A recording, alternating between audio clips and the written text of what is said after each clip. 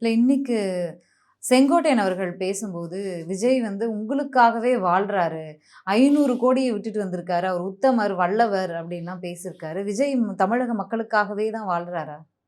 அதை விட அதிகமாக பாஜக அவருக்கு 3000 கோடி தந்திருக்கிறது திமுகவை வீழ்த்துவதற்கு. அதற்காக தான் சினிமாவில் சம்பாதிக்கிறதை விட பல மடங்கு செட்டில்மெண்ட்டை பண்ணிட்டாங்க.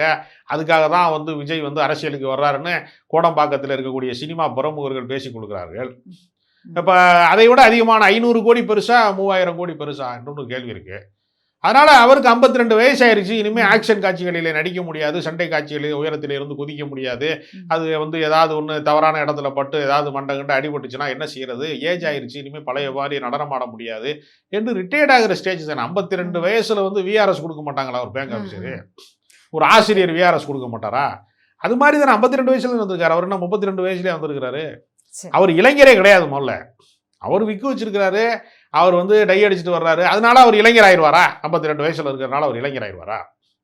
எனவே இதெல்லாம் ஒரு ஷோ காட்டுறாங்க. அப்படி